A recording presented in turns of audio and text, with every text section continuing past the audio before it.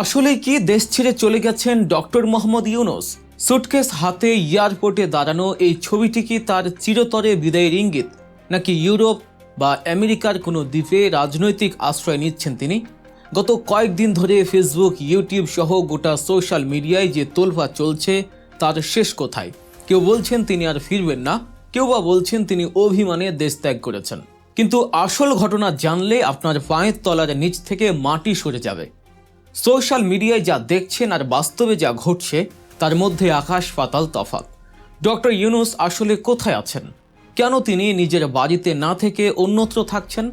এবং সবচেয়ে বড় প্রশ্ন, বাংলাদেশের পরবর্তী রাষ্ট্রপতি হিসেবে কার নাম শোনা যাচ্ছে, যা শুনে চমকে উঠেছেন রাজনৈতিক বিশ্লেষকরাও।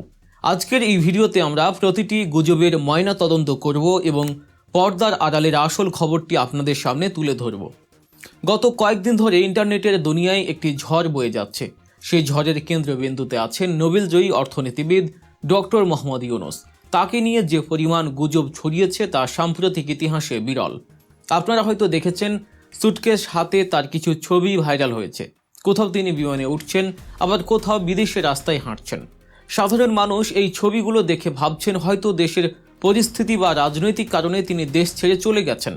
কিন্তু আমরা একটু গভীরে গিয়ে খোঁজ নিয়েছি। এই ছবিগুলোর ফরেনসিক বা সত্যতা যাচাই করতে গিয়ে দেখা যায় এগুলো আসলে অনেক পুরনো ছবি। কোনোটি তার বিদেশ সফরের, আবার কোনোটি আন্তর্জাতিক কোনো কনফারেন্সে যাওয়ার সময়ের। একটি স্বার্থান্বেষী মহল খুব চতুরতার সাথে পুরনো ছবিগুলোকে নতুন মোড়কে সামনে এনেছে। তাদের উদ্দেশ্য পরিষ্কার: রাজনৈতিক ঘোলা জলে মাছ শিকার করা এবং জনমনে বিভ্রান্তি তৈরি করা। আমাদের দেশের মানুষের একটা সহজ প্রবণতা হলো চোখের সামনে যা দেখি সেটাকেই বিশ্বাস করে ফেলি, আর এই দুর্বলতাকেই কাজে লাগাচ্ছে গুজব রটনাকারীরা। এখন প্রশ্ন হলো, ডক্টর ইউনূস যদি দেশ ছেড়ে না থাকেন তবে তিনি কোথায়? তিনি কি আত্মগোপনে আছেন? একদমই না। অত্যন্ত বিশ্বস্ত এবং উচ্চপদস্থ সূত্র থেকে নিশ্চিত হওয়া গেছে যে ডক্টর মোহাম্মদ ইউনূস এই মুহূর্তে বাংলাদেশেই অবস্থান করছেন। তিনি দেশ ছাড়েননি এবং দেশ ছাড়ার কোনো পরিকল্পনাও তার নেই। দায়িত্ব থেকে সরে যাওয়ার পর তিনি কিছুটা জনসম্মুখ থেকে নিজেকে গুটিয়ে নিয়েছেন ঠিকই, কিন্তু এর মানে এই নয় যে তিনি অনুপস্থিত। বর্তমানে তিনি ঢাকার রাষ্ট্রীয় অতিথি ভবন যমুনায় অবস্থান করছেন। তার স্ত্রী এবং সন্তানরাও তার সাথেই সেখানেই আছেন। আপনার মনে প্রশ্ন জাগতে পারে, নিজের গুলশানের আলিশান বাড়ি থাকতে তিনি কেন সরকারি অতিথি ভবনে থাকবেন? এর উত্তরটা খুবই প্র্যাকটিক্যাল। গুলশানে তার নিজস্ব বাসভবনটিতে বর্তমানে বড়সড় সংস্কার বা রিনোভেশনের কাজ চলছে। বাড়ির ভেতরের অবকাঠামোগত কিছু পরিবর্তন এবং মেরামতের কাজ চলায় সেখানে বসবাসের উপযুক্ত পরিবেশ নেই। আর ঠিক এই কারণেই সংস্কার কাজ শেষ না হওয়া পর্যন্ত তিনি সাময়িকভাবে রাষ্ট্রীয় অতিথি ভবন যমুনায় থাকছেন। জানা গেছে আগামী এক সপ্তাহের মধ্যেই তার বাড়ির কাজ শেষ হয়ে যাবে এবং তিনি সপরিবারে নিজের বাড়িতে ফিরে যাবেন। অর্থাৎ তার এই অবস্থান পরিবর্তন সম্পূর্ণ ব্যক্তিগত এবং সাময়িক। এর সাথে দেশ ত্যাগের কোনো সম্পর্ক নেই। অনেকেই ভাবছেন দায়িত্ব ছাড়ার পর ডক্টর ইউনূস হয়তো এখন অবসরে থাকবেন, কিন্তু যারা তাকে চেনেন তারা জানেন বসে থাকার মানুষ তিনি নন। আগামী সপ্তাহ থেকেই তিনি পুরোদমে তার নিজের হাতে গড়া প্রতিষ্ঠান ইউনূস সেন্টারের কার্যক্রম শুরু করবেন। এই ইউনূস সেন্টার থেকেই তিনি তার বিশ্ববিখ্যাত 3-0 বা 3-0 ধারণা নিয়ে কাজ এগিয়ে নেবেন। এই 3টি শূন্য হলো শূন্য দারিদ্র্য, শূন্য বেকারত্ব এবং শূন্য কার্বন নিঃসরণ। বিশ্বমঞ্চে বাংলাদেশকে তুলে ধরার জন্য তিনি আবারও তার মেধা এবং শ্রম কাজে লাগাবেন। তবে হ্যাঁ, তিনি দেশের বাইরে যাবেন, কিন্তু সেটা পালিয়ে যাওয়ার জন্য নয়। আগামী মার্চ মাসের 3য় সপ্তাহে ডক্টর ইউনূস জাপান সফরে যাচ্ছেন। জাপানের বিখ্যাত সাসাকাওয়া পিস ফাউন্ডেশন তাকে আনুষ্ঠানিকভাবে আমন্ত্রণ জানিয়েছে। এটি একটি পূর্ব নির্ধারিত সফর। সেখানে তিনি 5টি দিন থাকবেন, বেশ কিছু গুরুত্বপূর্ণ লেকচার দেবেন এবং উচ্চ পর্যায়ের বৈঠকে অংশ নেবেন।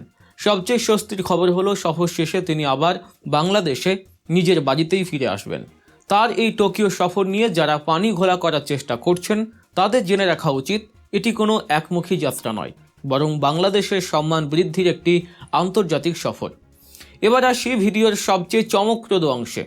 ডক্টর ইউনূস যখন দেশেই থাকছেন তখন সাধারণ মানুষের মনে এবং সোশ্যাল মিডিয়ায় একটি জোরালো আলোচনা শুরু হয়েছে। তাকে কি বাংলাদেশের পরবর্তী রাষ্ট্রপতি করা হচ্ছে? একজন নোবেলজয়ী, আন্তর্জাতিকভাবে গ্রহণযোগ্য এবং বিতর্কের ঊর্ধ্বে থাকা মানুষ হিসেবে অনেকেই তাকে রাষ্ট্রপতি পদে দেখতে চেয়েছিলেন।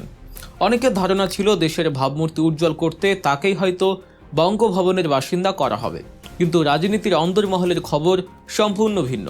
আবেগ আর বাস্তবতা সব সময় এক রেখায় চলে না। খুবই নির্ভরযোগ্য সূত্র এবং রাজনৈতিক গতিবিধি বিশ্লেষণ করে দেখা যাচ্ছে রাষ্ট্রপতি পদে দৌড়ে ডক্টর ইউনূস এগিয়ে নেই, বরং এই পদের জন্য সবচেয়ে বেশি যার নাম শোনা যাচ্ছে তিনি হলেন বিএনপির অত্যন্ত সিনিয়র এবং নীতি নির্ধারণী পর্যায়ের নেতা খন্দকার মোশাররফ হোসেন।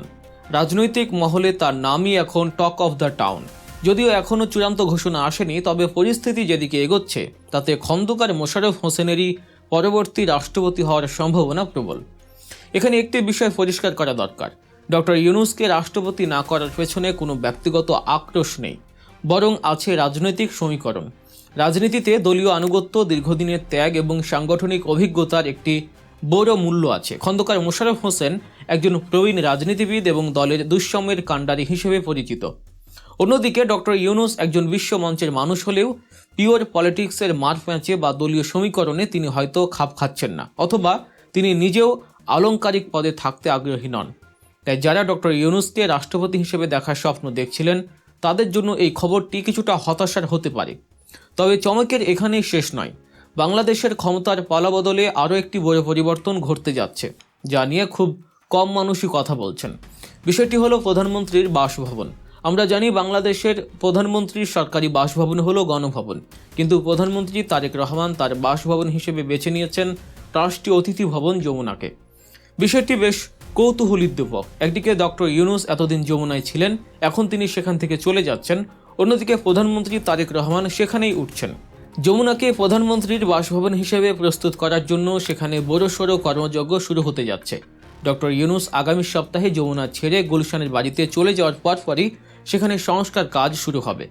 প্রধানমন্ত্রীর কার্যালয়ের কার্যক্রম, উচ্চ পর্যায়ের মিটিং, কনফারেন্স রুম এবং নিশ্ছিদ্র নিরাপত্তা ব্যবস্থা নিশ্চিত করতে যমুনার অবকাঠামো ঢেলে সাজানো হবে।